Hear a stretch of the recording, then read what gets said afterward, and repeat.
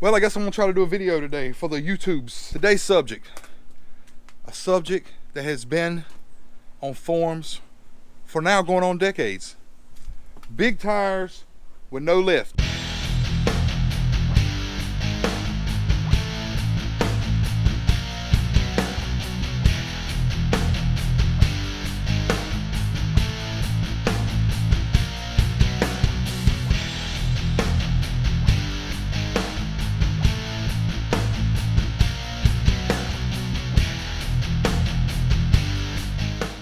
More specifically, putting these on this Armada with no lift and tastefully trimming them to make them fit. All right, before we get started and get too in depth on the tire thing, I want to give anybody who's following the Armada project a little update on the front end. As you can see, I got the front end put together. Anybody who's here just for the tire stuff, I'm gonna put me a little timer over here and tell you when we get into the tires. You can go ahead and skip ahead. So I tried filming a video, but nothing went right. I did manage to pull the frame out with a chain, and I did some grinding, and I got everything where I could put the front end back on it. It's not perfect. Take a look. I got the hood primed. I got some new, or I need to get some new trim pieces that go under the headlights on both sides. The frame ain't exactly like I want it. I'm gonna weld a brace in there. That will be revisited at some point. How about take a look under here? I got my race radiator installed in here. Look how thick that thing is. That's a thick ass board! So long story short, I still got some work to do in here, but it's okay for now. Subscribe if you're not already. That'll be coming some point in the future. Now, onto the tire stuff. All right, this is what I'm installing. I got me some BF Goodwrench all-terrains, KO2s, that I got for use for an amazing deal. It's always good to have good homies. And I mounted them on this these 17x8 factory Pathfinder LE wheels. This is from the early, or the R50 Pathfinder, like in the early 2000s. I always like these wheels too. Tire size is 315/70/17, which comes out to 34.4. So it's like a real short 35. But before I do anything, I gotta get the stock tires off.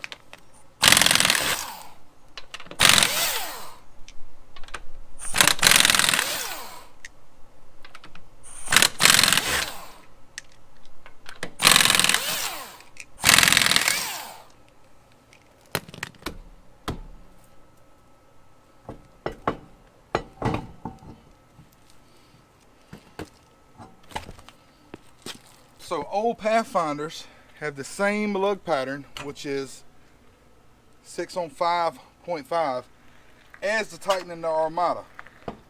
You know, your smaller stuff like your Frontier and your Xterra and your Pathfinders have the small 6 lug. But the old Nissan stuff used the big lug pattern. Let's see. This should fit perfectly, no problem.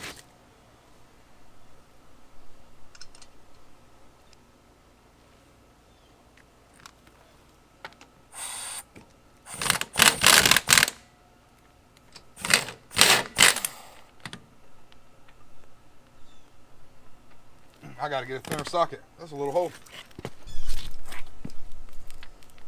Before someone says anything, I know it's a chrome socket on the impact, but I kind of got a choice. That's the only thin wall I got.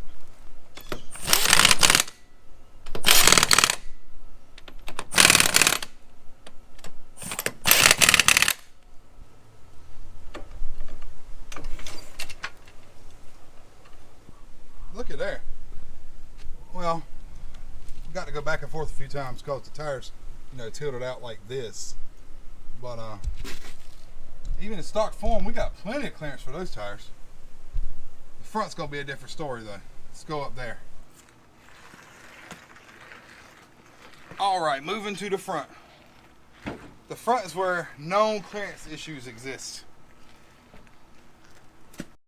All right, now our first problem on the front is the fact that when you push the wheel all the way in, touches that caliper bracket. This won't seat all the way against the rotor without that barely touching. Now, there's two different ways to handle this. You can either get like a really thin wheel spacer. I don't like the great big spacers if I can help it.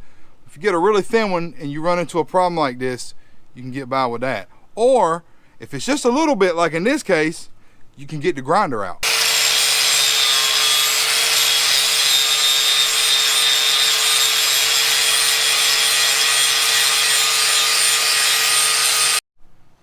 Let's do a little test fit here. We're real close, but we need a little more, just a little more. You don't need a lot of room, but you need enough room. See, that's pretty good right there. If you notice, I really didn't take away from the strength of this caliper bracket here. I just kind of reshaped it so that wheel clears better. If you got to take any more than that off, then you probably should go get a wheel spacer. All right, final product. Not a lot, but enough. Now we got to address what's going to be happening right back here. All right, in a lot of cases, guys, remove the running boards.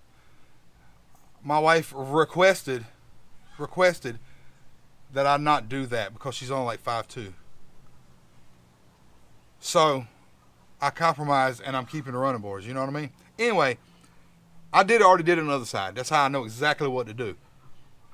But you can keep these running boards if you know where to cut, and you can run a bigger tire. I'll show you. So when this truck's going down the road, this tire and the tire's straight, this tire will clear all the time. So when you're turning is when you get in trouble. You can see I turned it to the point right where the tire touches the inside of this running board. Now I have a mark here. I just took the pin and lined it up right beside the tire. Now, I bet everyone can figure out what's about to happen now.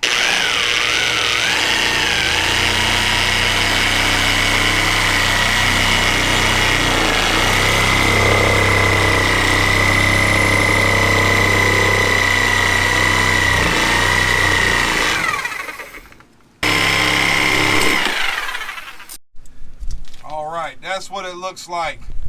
We just kind of whacked that end off, and as this tire turns, it'll tuck right up in this spot here, which will segue me into the next part.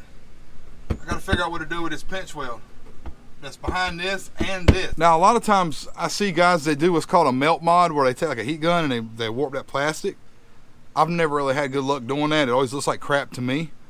Maybe it's me, but I'm gonna show a different way to do it. I'm actually gonna cut some of that metal and bend that pinch weld over and push this thing back. Let me show you. All right, I took the screws out. Boom, boom, boom. And there's one up under there. To push this piece back up out of the way for a second here.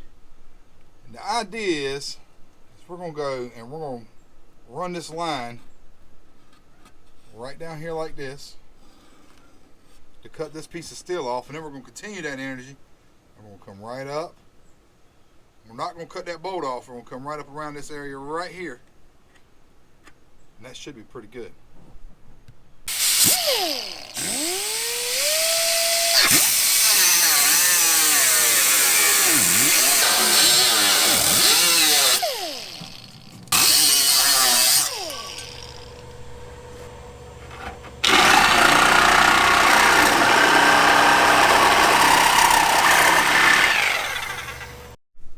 All right, there's the final product. So you can see still got a bolt there. I did kind of chop up in there. I meant to go straight across. Still got a bolt there. Still got my screw hole here. So I didn't screw up nothing that's structural. This is all just extra stuff. That's now gone. Okay, I got the inner fender reinstalled, and you see how it's pooching out. But the thing is there's no metal back here because I trimmed it out. So what you do is you push it back like so, and put a self-tapper in there. All right, what I ended up doing was, it's going up under here. See that bolt? The screw right here. See this screw right here? I just pushed this thing in more, made a new hole, and shot it up in the body in its factory location.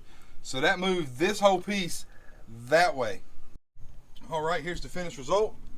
Got a lot more room in there. Let's do a test. All right, Ben, start it up. Ooh. All right, now turn it this way. Still got some air in the power steering system. Come on with it, turn it. There it is, it's real close, but it barely clears. Come back this way. Go that way. Might do a little bit more work in there.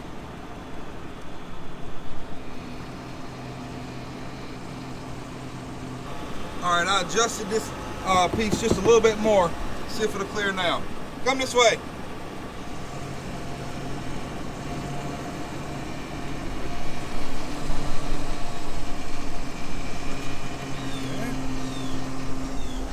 It just barely clears.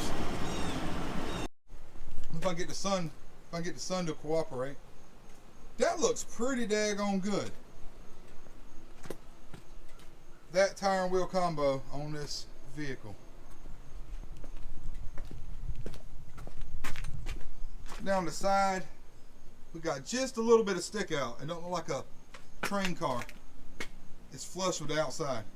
Now, coming soon, I got a lift ordered if they'll ever send it to me for this thing. I'm not gonna do a lot of lift. We're still gonna keep it low, but it's gonna be a little bit taller.